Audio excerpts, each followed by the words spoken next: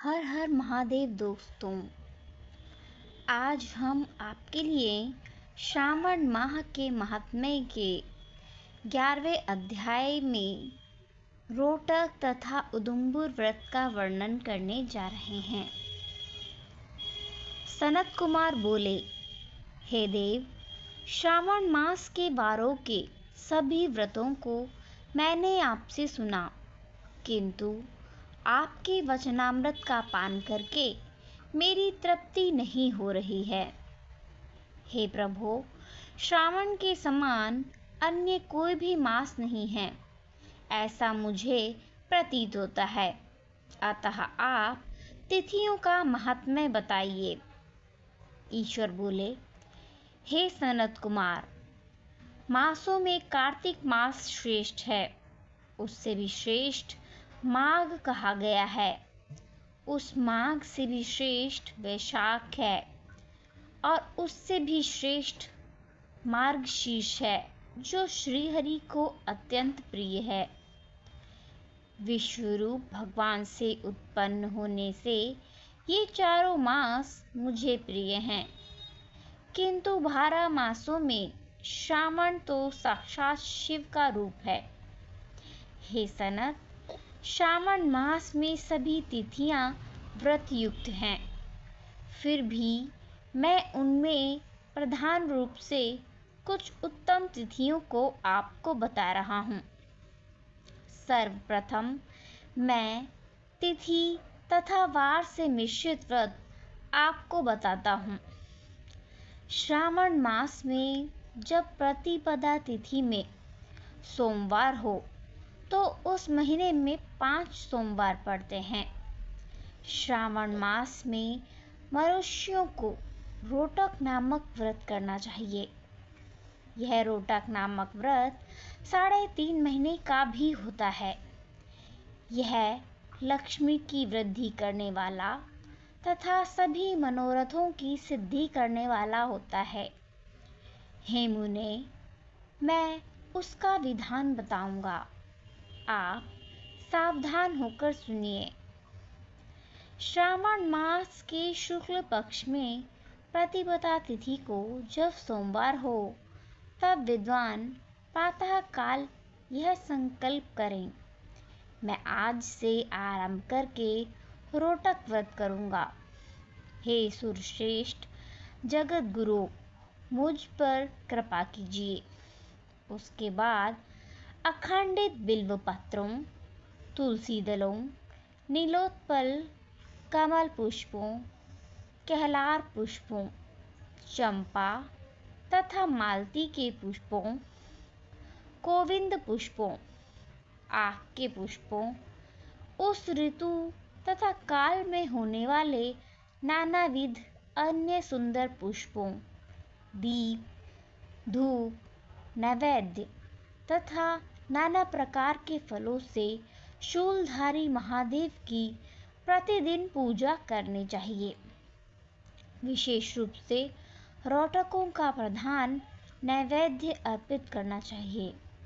पुरुष के आहार प्रमाण के समान 5 रोटक बनाने चाहिए।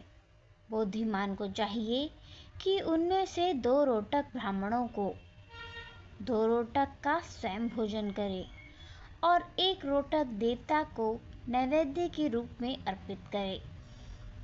बुद्धिमान को चाहिए कि शेष पूजा करने के अनंतर अर्घ प्रदान करे। नारियल, जंजीरी नींबू, बीजपूरक खजूर, ककड़ी, दाख, नारंगी, बिजौरा नींबू, अखरोट, अनार तथा अन्य जो भी ऋतु में होने वाले फल हों, वे सब अर्धदान में प्रशस्त हैं। उस अर्धदान का फल सुनिए। 7 समुद्र सहित पृथ्वी का दान करके मनुष्य जो फल प्राप्त करता है, वही फल विधान पूर्वक इस व्रत को करके वह पा जाता है। विपुल धन की इच्छा रखने वालों को यह व्रत 5 वर्ष तक रखना चाहिए। इसके बाद रोटक नामक व्रत का उद्यापन कर देना चाहिए। उद्यापन कृत्य के लिए सोने तथा चांदी के 2 रोटक बनाए। प्रथम दिन अधिवासन करके प्रातःकाल शिव मंत्र के द्वारा घृत तथा उत्तम बिल्व पत्रों से हवन करें। हे तात, इस विधि से व्रत के संपन्न किए जाने पर मनुष्य सभी वांछित फलों को प्राप्त कर लेता है। हे सनत कुमार, अब मैं द्वितीया के शुभ व्रत का वर्णन करूंगा, जिसे श्रद्धा पूर्वक करके मनुष्य लक्ष्मीवान तथा पुत्रवान हो जाता है। औदुंबर नामक यह व्रत पाप का नाश करने वाला है। शुभ सावन का महीना आने पर द्वितीया तिथि को प्रातःकाल संकल्प करके बुद्धिमान को बुद्धिपूर्वक व्रत करना चाहिए। इस व्रत को करने वाला स्त्री हो या पुरुष, वह सभी संपदाओं का पात्र हो जाता है। इस व्रत में प्रत्यक्ष गूलर के वृक्ष की पूजा करनी चाहिए, किंतु गूलर वृक्ष न मिलने पर दीवार पर वृक्ष का आकार बनाकर इन 4 मंत्रों से उसकी पूजा करनी चाहिए। हे उदुंबर, आपको नमस्कार है। हे हेम पुष्पक, आपको नमस्कार है। जंतु सहित फल से युक्त तथा रक्त अंड तुल्य फल वाले आपको नमस्कार है। इसके अधिदेवता शिव तथा शुक्र की भी पूजा गूलर के वृक्ष में करनी चाहिए। इसके 33 फल लेकर 3 बराबर भागों में बांट लेना चाहिए। इनमें से 11 फल ब्राह्मण को प्रदान करें, 11 फल देवता को अर्पण करें और 11 फलों का स्वयं भोजन करें। उस दिन अन्न का आहार नहीं करना चाहिए।